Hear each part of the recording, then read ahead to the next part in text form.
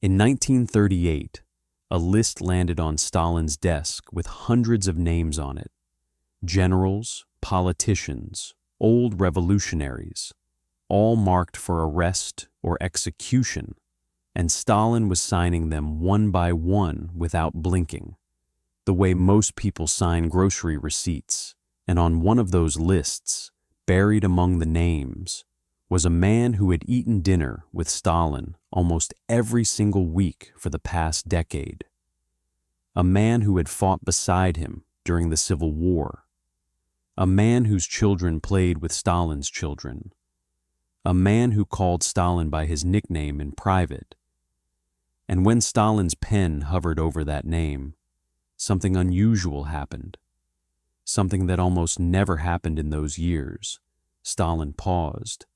And in that pause sat 30 years of history, loyalty, shared meals, shared secrets, and the particular terror of knowing that even that might not be enough to save you.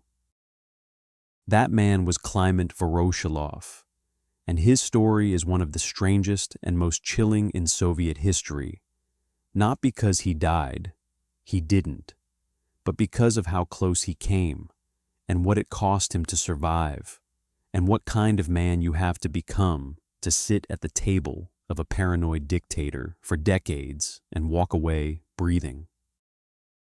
To understand how Voroshilov ended up in that position, you have to go back to 1906, to a grimy industrial city called Lugansk in eastern Ukraine, where the air smelled like coal dust and revolution at the same time, where young workers were organizing in secret, meeting in basements, passing around banned pamphlets, and genuinely believing they were about to change the world, which, to their credit, they were, just not quite in the way they imagined.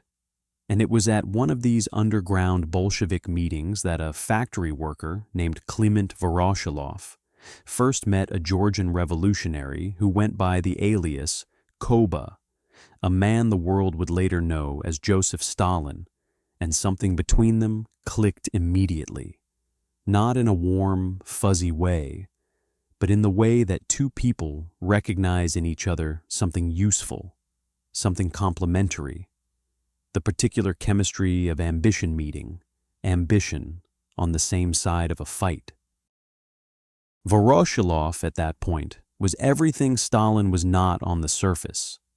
Loud, physical, genuinely popular with the workers around him, the kind of man who walked into a room and people naturally moved toward him, who could give a speech and make factory workers feel like they were part of something bigger than their shift.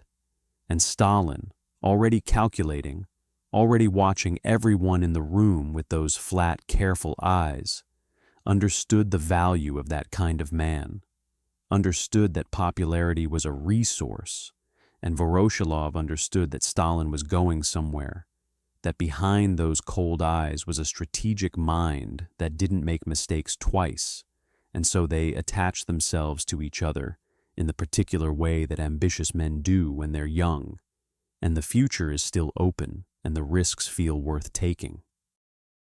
What followed over the next 15 years was the kind of shared history that creates bonds that are genuinely hard to break, because they didn't just meet at party meetings and shake hands. They went through the Civil War together, which in Russia, between 1917 and 1922, meant something almost incomprehensible by modern standards. It meant starvation and typhus, and summary executions, and cities changing hands 3 times in a month, and the constant low-grade terror of not knowing which of your commanders was loyal and which had already been turned. And through all of that, Voroshilov commanded troops under Stalin's political oversight, and they won together, and they lost together, and there is a specific intimacy that comes from shared danger that almost nothing else can replicate. The knowledge that this person saw you at your worst and your most desperate, and is still here, and by the time the Civil War ended and the Bolsheviks had consolidated power, Voroshilov and Stalin were not just political allies, They were something closer to actual friends, which in Stalin's world was an extraordinarily rare and therefore extraordinarily dangerous thing to be. Through the 1920s, as Stalin maneuvered his way through the vicious internal politics of the Soviet leadership, outplaying Trotsky, outplaying Zinoviev, outplaying Bukharin one by one, in the slow, brutal chess game of who would inherit Lenin's position, Voroshilov was consistently, reliably, loudly in Stalin's corner. And this was not a small thing, because in those years the outcome was not obvious. Trotsky had his own massive following. The party was genuinely divided, and public loyalty carried real risk.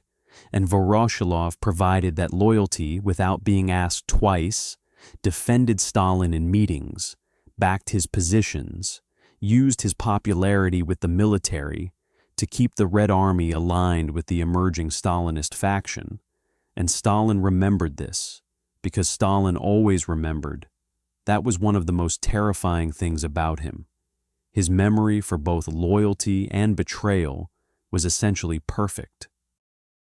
By 1925, Voroshilov was named People's Commissar of Military and Naval Affairs, which made him effectively the head of the entire Soviet military, one of the most powerful positions in the country, and he held that position for the next 15 years, which tells you everything you need to know about how much Stalin valued him.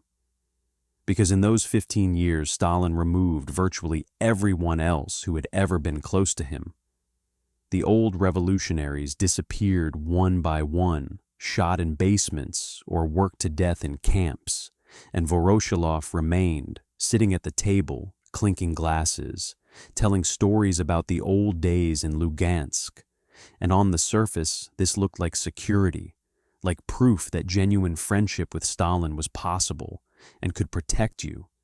But underneath it was something far more complicated and far more frightening. Because here is what those weekly dinners at Stalin's dacha actually looked like in the 1930s. And you need to sit with this for a moment to really feel how insane the situation was. There would be 10, 15 men around that table, the inner circle, the people Stalin had decided to trust that week, and they would eat enormous amounts of food because Stalin liked to watch people eat. He took it as a sign of loyalty, somehow, and they would drink heavily because Stalin liked to watch people drink even more, liked to see what came out when the guard came down, and the conversation would be loud and sometimes genuinely funny because Stalin had a real sense of humor, dark and cruel, but real, and everyone at that table would be laughing and talking and performing relaxation because every single one of them knew that the man at the head of the table had the power to have them arrested before they reached their cars at the end of the night, and that this had happened, literally. To people who had sat in these same chairs, eating this same food, laughing at these same jokes, and the trick, the survival skill that Voroshilov had to master and maintain for a decade, was to be genuinely present in those dinners, to not let the fear show, to laugh at the right moments and be serious at the right moments, and never, ever say something that could be heard two ways. And Stalin made this harder deliberately, because Stalin tested people constantly, compulsively. It was almost a psychological tick with him. He would raise a topic that was dangerous and watch how people responded. He would mention someone who had just been arrested and gauge the reaction around the table. He would ask opinions that had no safe answer and see who squirmed and who committed and who tried to hedge. And Voroshilov had to navigate this every single week for years, had to stay sharp enough to pass these tests, while also being drunk enough that Stalin didn't think he was being careful, which is a kind of tightrope walk that would break most people's minds inside of a year, let alone a decade. What made it worse was that Voroshilov was not actually a particularly talented military mind, and he knew it, and Stalin increasingly knew it too. And this created its own specific terror, because in the early years, his position was secured by loyalty and history. But as the 1930s progressed and the Soviet military faced real challenges, real questions about doctrine and modernization, and how to build an army capable of fighting a modern war, Voroshilov's limitations became harder to hide, and men who knew more than him started saying so, carefully at first, and then less carefully.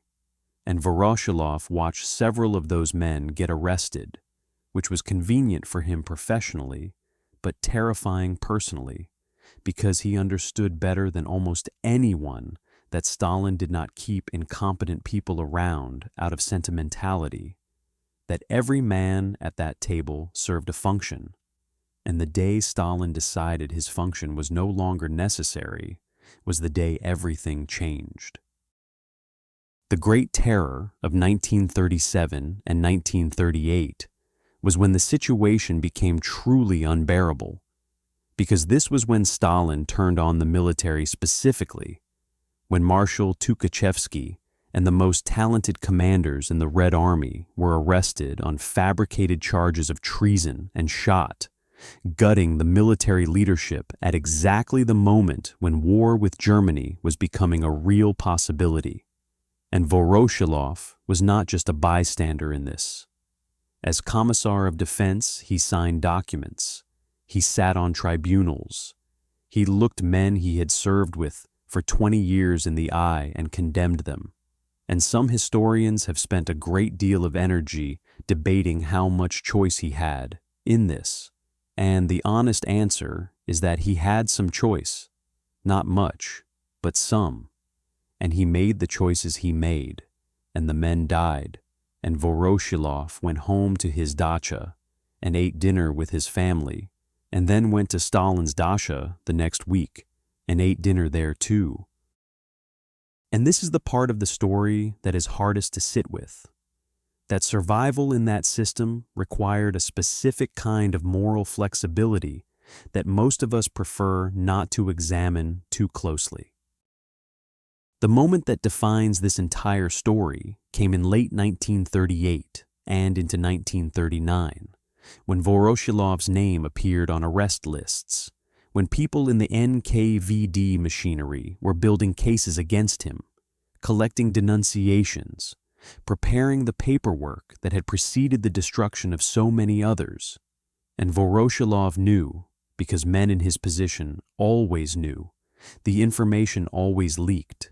Someone always whispered, and he had to continue going to those dinners, knowing that the man across the table might already have decided, or might be deciding, or might be one bad dinner away from deciding. And there is a particular quality of dread in that situation that goes beyond ordinary fear. It is the dread of the man on death row who still has to eat breakfast every morning and make conversation with the guards. The performance of normalcy in the face of potential annihilation. What saved him, as best historians can reconstruct it, was a combination of factors that says everything about how Stalin's mind worked.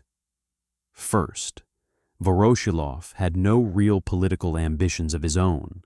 He had never maneuvered against Stalin, never built an independent power base, never given Stalin actual reason to feel threatened, and Stalin's paranoia, while vast and consuming, still had a loose connection to political logic, still responded to real threat assessments, even when it also invented imaginary ones.